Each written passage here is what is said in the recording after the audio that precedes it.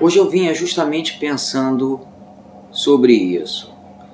Parece até algumas coisas que são óbvias, mas que depois, quando a gente para pensar um pouco, a gente vê que tem um certo sentido.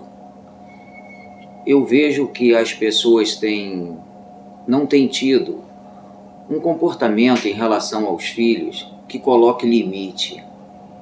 Eu fico, às vezes, surpreso com crianças que chegam no consultório e que dão um tapinha no rosto dos pais, crianças às vezes de 3, 4 anos, que dão tapinha no rosto dos pais, que dão chutes, que não atendem às ordens pertinentes que os pais às vezes dão o comando. E é interessante isso porque o outro lado dessa história, e que também é importante que a gente comente, é que tem alguns pais que fazem justamente o inverso. Por qualquer razão, eles chamam a atenção da criança, eles admoestam as crianças e sem necessidade. E eles sofrem um desgaste que eles não se dão conta. Então esses dois extremos são interessantes da gente conversar aqui hoje, porque eles vão ser importantes nessa criação dos filhos, nessa forma de fazer com que essas crianças tenham limites, mas que também sejam felizes. Isso é muito importante. Quer ver uma coisa?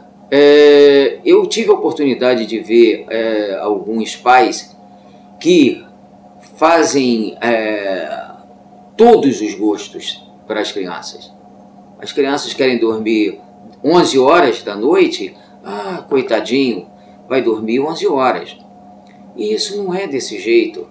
A criança tem que ter um horário para ela dormir, ela tem que ter um horário para ela acordar, porque se uma criança dormir fora daquilo que é esperado, ela vai dormir um número insuficiente de horas e, consequentemente, o que vai acontecer? Ela vai acordar, às vezes, cedo para ir para a escola, consequentemente, vai acordar mal-humorada, às vezes faz aquele de jejum correndo para poder chegar no horário da escola, e tudo está errado. As coisas não têm que ser desse jeito. Eu acho que um horário bom para uma criança dormir é 21 horas, 21 horas e 30, no máximo, é o horário bom para essa criança dormir. Para ela acordar às 7 horas, vamos contar aqui, se ela dormir 10 horas da noite, 10, 11, meia-noite, 1, 2, 3, 4, 5, 6, 7 horas, ela dormiu 9 horas.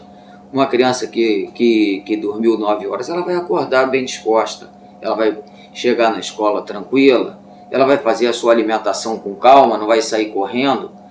E isso que eu estou relatando em relação ao horário de dormir, ao horário de acordar, a como fazer a alimentação, isso em todas as coisas. Eu acho que os pais têm que mudar, alguns pais têm que mudar muitas coisas em relação a isso.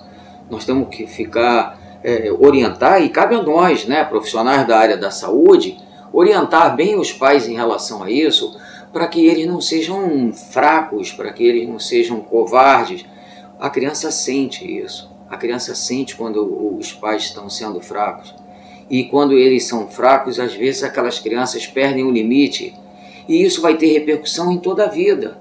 Quando chega na adolescência, se aquele pai nunca teve uma voz ativa em relação àquele filho, como é que ele vai dizer para o filho que ele não vai nesse ou naquele lugar, porque aquele lugar não é o melhor para ele? Eu acho que essa oportunidade que nós estamos tendo hoje para conversar com vocês em relação a isso, eu acho que é muito boa.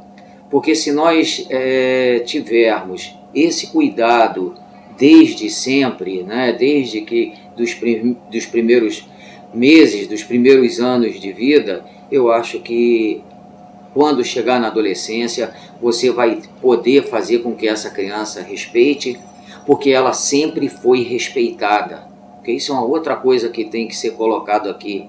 A criança tem que ser respeitada. Quer um exemplo? A criança às vezes já já comeu um prato razoavelmente completo da sua alimentação daquele dia, já comeu o conteúdo daquele prato, e os pais acham que tem que comer mais. Ele está desrespeitando a criança, porque a criança não está com apetite. Outro erro crasso em relação à alimentação que eu também gostaria de citar hoje é dar um refrigerante antes do almoço. E aí, como é que essa criança vai ter apetite? O mecanismo da fome, ele não é porque a barriga está vazia, ele é a nível celular. Vai uma ordem lá para o cérebro e diz, olha, você agora está com as células precisando de energia. E aí, tanto a criança como o adulto.